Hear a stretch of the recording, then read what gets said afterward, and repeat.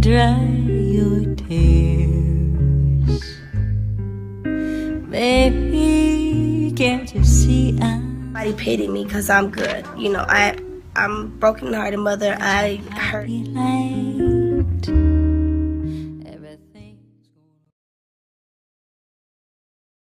Okay, that's a pumpkin. That's not an apple.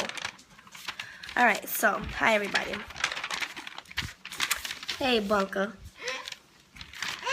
If you see my previous video, which I'm sure you have, I told you guys that I was going to make a video. Of course, it's too long for Instagram, but answering only 10 of the questions that people always ask and always been asking since 2012 when my son passed away. I chose 10 and these certain 10 just because a lot of the questions are similar and just put in different ways. And I got about, I'm not digging in my nose either. It's my septum piercing. Don't judge a nigga, don't judge. No, but so yeah. So I'm gonna answer these questions, and this is don't nobody pity me because I'm good. You know, I'm a broken-hearted mother. I hurt every day, but I'm still happy. I do have living children, and I do have downtime for my son that passed. But I do not like to be pitied. I'm not a punk, okay? I hurt like any broken-hearted mother would. Anyways, so some of these are questions that have been asked recently. Some are from 2012, 2013, you know, way back then. And I still get some of those same questions now. Some even are asked in a rude way. And some are more heartwarming. So, number one. How wouldn't you know how your son died? Mommy. Yes, son. Sorry. How wouldn't you know how your son died? Well, I'm not a medical examiner. I wasn't there. I was at work. I actually went to work. Me and my twin, Shelly. We left work, wasn't feeling it, went out. At that moment, had the best time of my life. And I think God had me have such a good time, probably because he knew later it was going to be the worst time of my life. So I don't know what happened. And after I came home and found him, called 911, all of that stuff, they said it wasn't SIDS off the back from the look of it. He had been gone for a couple of hours. It wasn't SIDS. It just wasn't.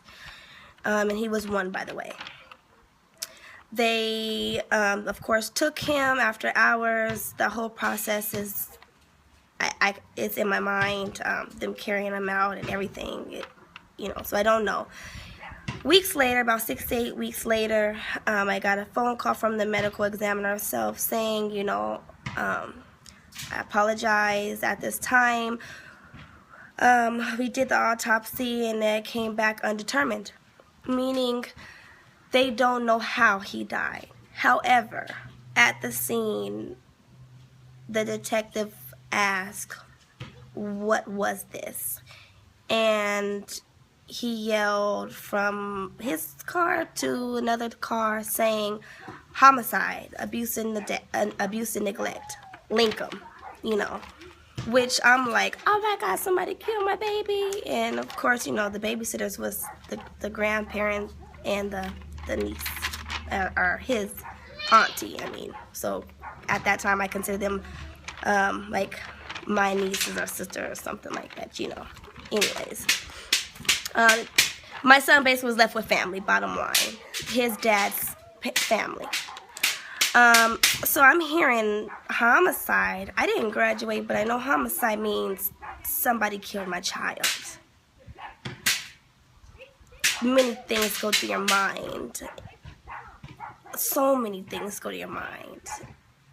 And after you think those things, you think, oh my God, I got kids that are living. Do I do this? And they visit me in prison? Or do I just have to take the sin, be strong for them and myself, and just wait, be patient, and hope it wasn't a homicide like they said? Sure enough, it's undetermined. A no foul play is meaning like nobody raped him or anything, but it was a homicide. And when I call, it does say homicide, abuse, and neglect, and it always breaks me down so much.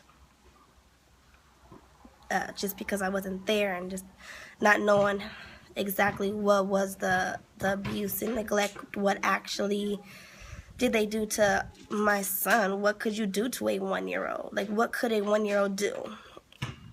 But that's the answer. That's how I don't know. I called today actually to catch up, and it's still undetermined. Hopefully one day, even if it's tomorrow or 20 years down the road, somebody picks this case up and figures this out, you know, so I could get some type of closure.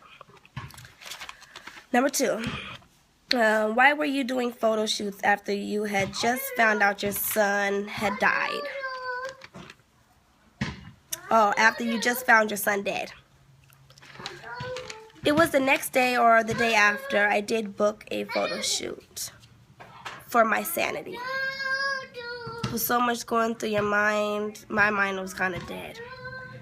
I had then asked the father of Joel and Quincy, which we don't get along. I asked him and his dad, like, you know, my son passed, which is not his son.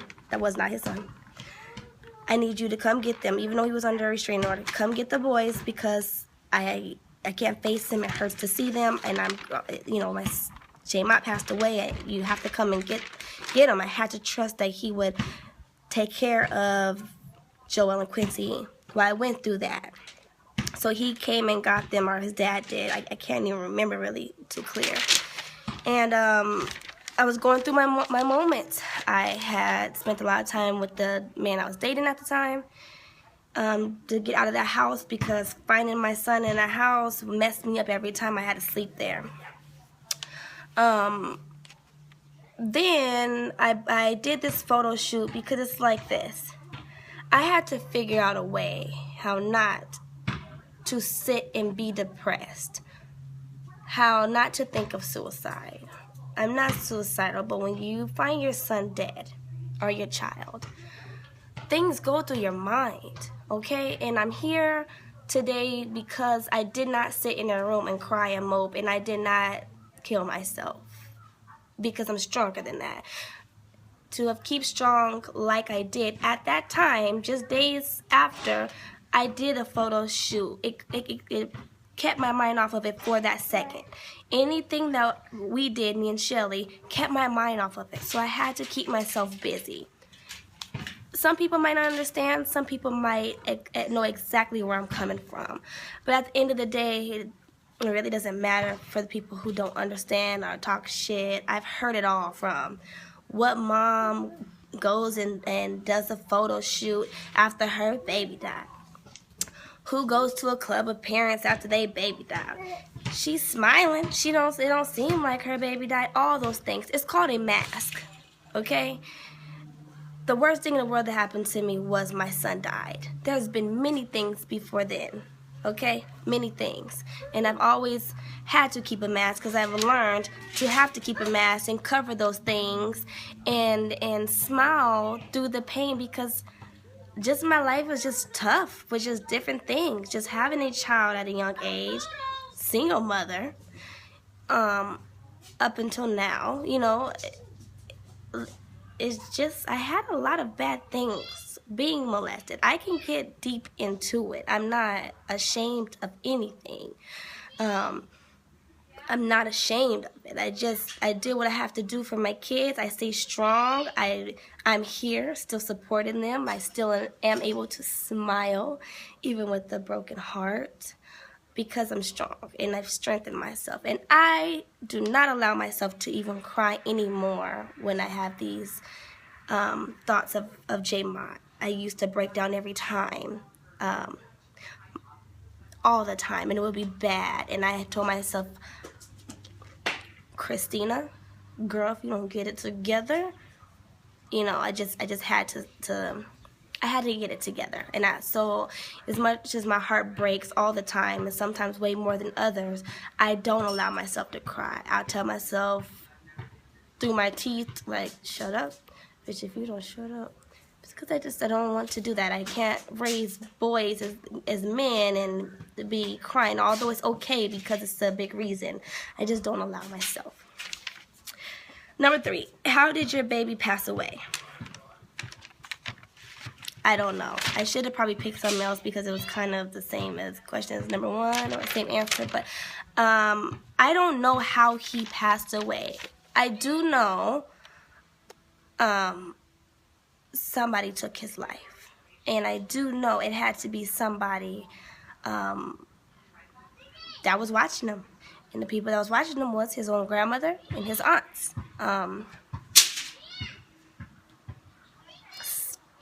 Simple as that. He was killed. It was a homicide. It angers me to think about it. But I don't know what they did to my baby. When we found him, I asked the grandmother, I told her, please come upstairs, J-Mont's dead, he's blue, he's not breathing, because the aunt then told me he's blue, not breathing. And when I went and told her, she just kind of was nonchalant on Facebook, slowly putting her slippers on, and then she goes, all right, come on, upstairs. And then once everyone got up there, the DJ got up there, everyone did this loud scream, which I'll never forget. And I was so freaked out because I just seen them there, and normally when I would come home from work, I would go pick them up, and I just didn't at that time. I turned the light on, I looked in, and he was in his aunt's room with the TV light was on saying press play, so it was the blue screen. And I just was like, like I said, me and Shelly left work early, went to the strip, had some drinks, and it was the grandmother's birthday party. So I was like, if I was to wake him up, she's going to say, let the baby sleep. So I just didn't. But really, it must have been God saying, just don't, because the baby's gone. He's with me, and if you pick him up, it's going to freak you out. So I didn't. But once the aunt came in my room stumbling and crying, which I thought she was laughing, I'm like, what are you laughing at? What's wrong? Stop being loud. JoJo and Quincy sleep. She told me he was blue and not breathing. Long story short, like I've already said, I went down, told the grandmother. She slowly went upstairs. Everyone went up there. Everyone backed up everybody, holding hands, and did this scream. I never, ever forget. It was the worst scream, like a bad choir, you knew something was wrong. And I then was freaking out, of course. I ran to the bed, I thought I was going to pick him up. Then I ran away. Then I ran to him. Then I ran away. Because I was like, pick him up. Don't pick him up. Touch him. Don't touch him. Oh, my God. Is my baby. Oh, my God. Is he dead? Oh, my God. He is dead. Freaking out. And, once they got there, nobody got questioned. We did the funeral and did these things, and then that family drove away out of state. So yeah, I don't know exactly how he passed away, but I did hear and learn from the grandmother, like I was saying in the beginning. The detective came and asked what was happening. She said my 12-year-old daughter was keeping an eye on him. It was her birthday. And then he asked where the daughter was. She said she went to a friend's house, which when I came home at 2:31, the little girl was coming downstairs to go spend the night at a friend's, which was odd, but I didn't think nothing because it was the mama's birthday. I'm thinking, they're turning up. Not tripping.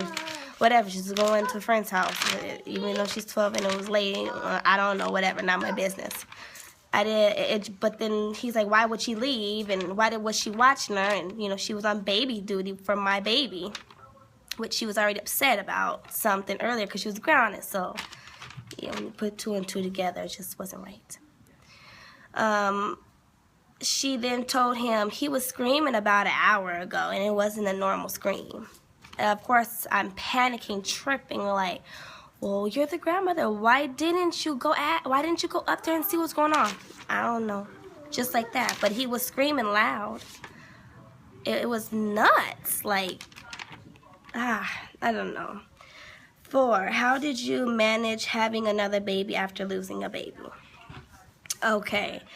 A couple years later, of course, I got pregnant with my 4th son, Vinoy. I moved out here a couple months after my son, J-Mott, passed away to California. I moved out here. And then when I found I was pregnant, of course I was freaking out. I'm carrying life after death. Like, you know, and then when I found out it was a boy, I was freaking out. Because before I found out I was pregnant, I was freaking out. Because I'm like, you don't ever think you will lose a child until you lose a child. I didn't think it could happen to me. I didn't think it would happen to me. It happened to my uncle, and I remember thinking, oh my God, that's so messed up. And when it happened to me, it's kind of the first person I thought about, like, wow, that's how my aunt and uncle felt. That's fucked up. Like, my heart was crushed. My soul was and still is crushed. It was hard, and I kept thinking, oh my God, JoJo and Quincy's big. What would I do if I found them like that? Like, that, I can't lose another one. Like, so when I found out I was pregnant, it was hard. I was freaking out over every moment. J-Mott passed Easter. J-Mott was a boy. J-Mott was just 1 for a week when he passed. You know, all these different things. So I'm thinking, okay, the household that I'm in and people that I'm around wouldn't do that. So I didn't worry about killing any of my kids or the one I was going to have. I was worried then about SIDS. J-Mott didn't pass of SIDS, but just because now I know that I can lose a baby, it could happen to me, I did think, what if, oh my God, he passed from SIDS. What if one of the other ones passed from SIDS, just passed? Like, just freaking out about death. Normal. You guys stop. So I went through those milestones of pregnancy, got through them, obviously. One of the scariest parts is when he turned 1. He turned 1. And then those 8 days, I was like, oh my God, J-Mott passed like 7, 8 days after he was 1. He was fine. He's still here. I then prayed. Then I allow myself not to have any more breakdowns. And that's how I went about that. 5, what was your baby's name that passed away? His name was J-Mott. If you don't get out my pumpkin, Vinoy put him in there. Yes, put him back.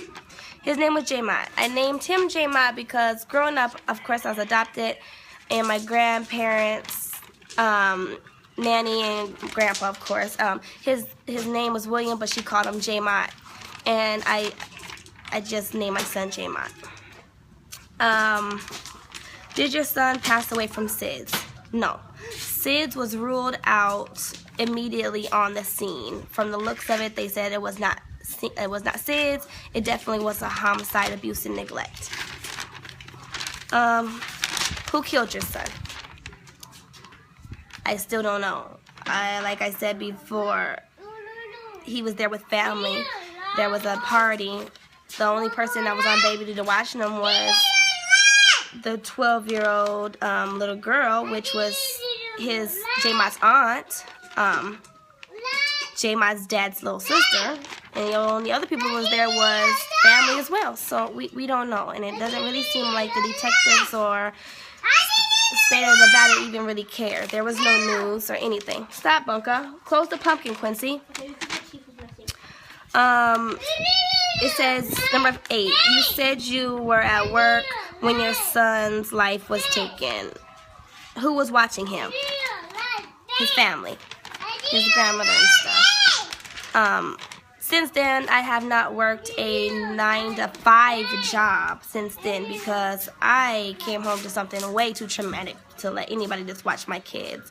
So the other work that I do besides like modeling and stuff is other works that I can do online, and not online modeling anymore. Not ashamed that I was a online model, but not that. I have other hustles. Number 9. Oh, well, this is back in 2012. Someone asked me how was I doing, and this was right after. And I get the question now all the time. You guys need to go that way. The light is off, Vinoy. At that time, how was I doing? I was crushed. I even moved in with Shelly. I broke down all the time. I was a wreck. I was breaking down in the bathrooms. I was breaking down in the rooms. She was lifting me up off the ground. She was my #1 support system, hands down. Oh my God, I got through so much because of her.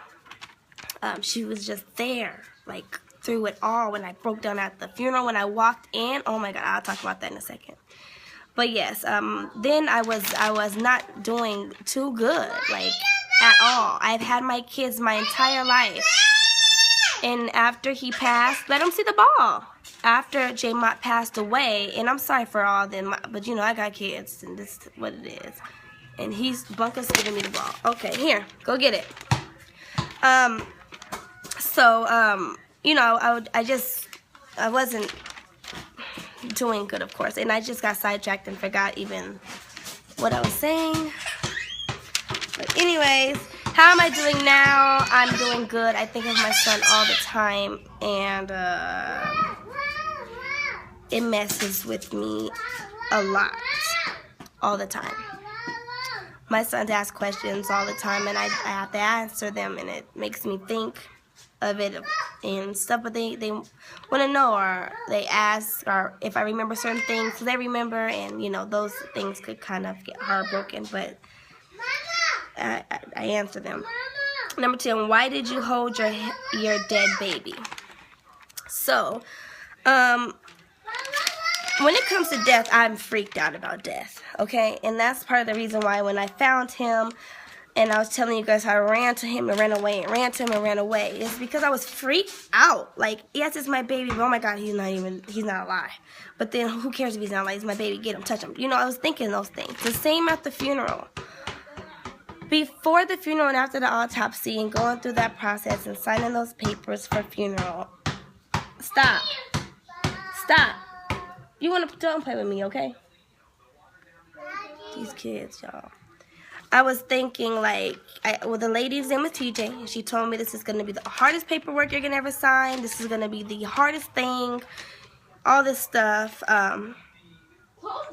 We went, she says, time to pick a casket. We went in to pick a casket. For some reason, I thought when she opened that door, she was going to, she was going to, like, make me see my baby laying there and then choose a casket next to him, and I freaked out. And now I know what my mom talks about when she says, like, your knees will get weak, because she lost her baby, my brother, when I was really little. And she was telling me, like, my knees just got weak, my legs left. And that's so true, because when I walked towards that room, I kept crying. I was like, please don't take me in there, please. Like, I don't want to take him, don't do that. And my knees just like bloop, bloop, you know, just fell. And the grandmother picked me up and was like, Tina, we got this, you got to do it. And I was just like, just give me a second, you know, I can't see him right now. You got to give me a second to think about these things. Like, can I think about it? And she told me it was just the caskets, and I went in and picked the casket, which is hard. You don't want it to happen, let alone pick the casket. And it was more heartbreaking because I seen the smallest caskets ever, like a infant shoebox size, like for babies that women miscarried at 6 months being pregnant. Like, that threw me over the edge. It was too much caskets, too much stuff. It's too much. And after that, and signing the paper, I said, well, when will I be able to see him? You know, I can do it. Just let me see him. And she said that after the autopsy, they will send him over there. It would be a Friday. They'll clean him up for me to bring an outfit and 2 diapers, or 2 outfits and 2 diapers. A diaper and outfit for me to hold him in, and a diaper and outfit for the funeral. And I will be able to hold him. I then came throughout that time, I was delirious. Like, I was just, woo. In the pictures, it seemed like good. I was smiling, me and Shelly in the pictures, that was okay, it's a photo shoot. But as it was going and finding different funeral homes, I was messed up in the head. I can't even lie. I came a long way. But when I got off that car, I was woozy. I was like happy to see him, but scared. And I went in and they took me to a room. And the room was kind of dark, which, I ain't playing around and stuff like that in no funeral home. Well, I asked myself, well, why is it dark in here? Like, you don't have lights or something? I need to see what's going on. It was kind of a red dim light. And when I walked in, at first I was asking about the lights, and I was like, wait, before you show me where he is, please, you guys have to guide me slowly, because I mess around and run out or run through a wall. And she said, he's not in here, he's gonna go get him. And they were moving a little too fast for me. You know what I'm saying? You gotta take it a little easy, okay? So he went to go. He's like, okay, here, give me the outfit. I'm gonna go get him. I'll be right back. And I told him, I said, hold on, please. I need you to know something. Do not walk in this room with my child quick. Don't you swing that door open quick. I need you to do a 2-knock or a 3-knock, please, before you walk in. Just to prepare me so I know, okay, he's about to open the door. Because this is death we're talking about. It's my child, but still, I was still freaking out, okay? And I said, so just, you gotta knock or something. Make cough. Sneeze. Fake sneeze. I don't give a damn. So he said, okay. And I said, and when you walk in, you cannot walk fast. Do not walk up to me with the baby. Do not walk up to me with the baby quick. I need you to stand there. Let me just breathe for a second. I'll tell you what to do from there. He was like, okay, I completely understand. And the grandmother was, of course, she was upset. She was teary-eyed, just like me. But she was like looking at me like, okay, you want to hold the baby. Like, what's going on? But she got it too, because she don't want to hold the, she told him, don't bring the baby to me. I can't hold that baby. Because she told him straight up. So anyways, he did the 2-knock. Heart is pounding. I'm sitting down. And he walks in slow. And I see the hair of my son. That was a fly. Woo! And I see the hair. And he walks in. I say, okay, stop. Please just stop right there. Whew, and I'm taking a breath.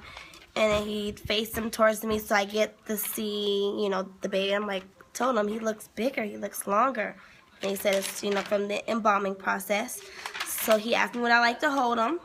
And I said, just hold on. The grandmother said, well, Tina, you're not going to hold him. You want to hold him. I said, just give me a second. You guys, you can't rush that situation. You got to think about this whole situation. You got to hold on, okay? So I said, please, can you like set him down or something? Like, please set him down just for a second. So he goes, no problem. There was a table in there. He had him wrapped in the blanket. He laid the blanket down. He set my baby on the table, and I just seen him laying there. And she goes, you okay? Can you do this? And I said, yeah, I'm gonna do this. I said, I just gotta, I gotta just hold on. Like, gotta just give me a second. And he said, it's okay, it's all right, just take your time. So she then asked to talk to him, and they left out. So I'm in the room, dim room, by myself, and my baby is quiet. From a distance, about 5 feet away, I'm looking at things like how big he is, things like I gave birth to him. One thing that really got me was that his stomach wasn't moving, so I knew he wasn't breathing. And then I just was like, okay, if they don't let me see him again, this is going to be the last time. I can't keep being scary. So I slowly walked over there, stood over, looked. Of course, I was already crying. Slowly touched him. It was cold, it was firm. Then I, pulled the chair out sat by him, smelled him, then I just got the courage just to pick him up and held him in my arms. And then I always used to take one sock off of him, and I took his one sock off, and he always had some type of little dirt in his one big toenail, and it was there. And then I was, smiled a little bit about it, because I would always clean it and clip it and it'd come back. And then I sang him a song. He liked the Choo Choo song from Choo Choo Soul. I cried, of course. I kissed him.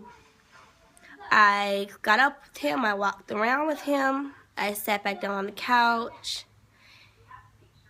He was heavy. I didn't want to give him back. Don't start. I didn't want to give him back to the people. Then they came back in. The grandmother took a picture of us, which I did post on my Facebook. And she noticed then at that time that he was darker. So she asked him, and then she showed me. And it freaked me out, because then I looked at him like, what? What happened was they thought because the grandmother was dark, even though I'm light, and that the baby was passed away, that he was light because he was dead. They put dark brown or cocoa color foundation on him. So in the picture, when I finally seen it, because she had a flash, we both were like, what? So we showed him a picture of him, and they didn't fix it at the funeral, which I posted him in his casket, so you see that he was back his color. But I did hold him, and I did see there was bruises on him. And when I go to Vegas next week, I want to go to the funeral home and get a report just to see if those came, if those were on him before the embalming, or if it came from the embalming, or from him being transferred from the mortuary to the funeral home. But that was my experience holding him. She's seen I really quickly got in tune with holding him while he was like that and didn't want to give him back. And she told me, she was like, I asked, can I come back? And she said, yes, you could come back. No, I will not allow you to come back, because I don't want to see you get comfortable with him like this, because you're not going to be able to hold him all the time and be here with him. Once that funeral day comes, that's it. If I allow you to come back, you're going to want to come back again. If I allow you to keep coming back, it's going to be harder for you. I accepted that. I accepted that. Mommy! They took him from me. I had a fit. They brought me the outfit, yes, that he was wearing. I had a fit, because I'm like, you want some juice? Okay. Okay, come on. I then, that's not juice. I then asked them, I said, well, what is he going to wear? You know, what does he wear? Like, why would you take that from him? He hold on, he can't, what is he wearing? You know, isn't it cold in those things? Isn't his skin gonna stick? She goes, well, you can't put anything on him into the funeral. And I would have rather her lie to me than be so blunt. I said, can his skin stick to the freezer? She said, yes. Who just tells some mother that? You could have just lied to me and said, oh, no, we lay him on a sheet. And I had a big problem with that. And I begged for her to let him just keep a onesie on or something. And she couldn't, and I had a problem with that. And, yep, and then that's the end of the questions. But just to carry on with that part, when the funeral day came, me, Shelly, and my cousin Mikhail, who sang there, got there early to bring the obituaries. They said he was ready. I asked if I could see him. They told me to go this way. I thought when I went down the hall, I was going to turn and go through a door, and he was going to be there. So I was telling myself, once I go back here, before I get to the door, telling Shelly and Kel, like, you know, like, don't open the door quick. And they're like, okay. And Kel's like, I ain't opening no door, you know. So I get there and turn left, and he's there. There was no door to open. They didn't even warn me. I don't know why. I just dropped. In the process of dropping and then trying to get back up looking, the lady walks, she's walking, running, she's moving too quick, okay? With all white flowy dress at me. I think she was trying to help me off the ground. But when you're in the funeral home, you're already on the ground. I don't even know if I passed out. I just blanked out. Look up to something moving quick. I thought it was like a spirit or a ghost moving at me quick. She almost got drop kicked, okay? I told her, you can't do that. You need to back up. You can't run at me like that in here. Like, do you know? She was like, oh, I'm so sorry. I just want to help you. Are you okay? I said, you can't do that. You're moving a little too fast. You got all white on. I didn't know what I was seeing. You came too quick. And she apologized, and we went on with the service. It was hard. And those were the questions. The 10 questions that I wrote down from it, and hopefully that just answered everybody's questions. And if you have any other questions, I will answer them. Quincy. Yeah. You want to tell them one of your favorite memories from J-Mott? Get that out your mouth. Stop, seriously. Come here. Come here, JoJo. What's your favorite memory from J-Mott? Is when he used to walk around and steal people's food and stuff like that. Yeah. And what's your favorite one, JoJo? Come here. This way. What's your favorite memory of J-Mott? From him. Huh? From him playing around. Playing around? I have a lot. He used to knock all my body sprays down and run. Or he would wake up and smack me in the face with his bottle to wake me up over the playpen. A lot of those kind of things. Another thing was my favorite is he loved T-Pain. When T-Pain come on, especially was it Booty Works or something, oh my gosh, when he would hear da-da-da-da-da-da, he would just bounce and bounce. That was his favorite thing ever. So those are a couple of good memories that the boys like and stuff and think about often. And that is the end of talking about this because that's just the end. I need some work on my Clash of Clans. Thank you. Bye. That's why we wanted my phone and stuff, but guess, check this out. No. So thank you guys, and I'm sorry it's 37 minutes or almost 38 minutes, but those are the questions, and if you have more you can ask me, and I'm doing good. Don't pity me. I'm not weak. I'm strong. I got this. One more thing, J-Mott was 1 when he passed on Easter, and he will be turning 5 this March 30th coming up. He will be 5 years old. So yes. Bye, everybody.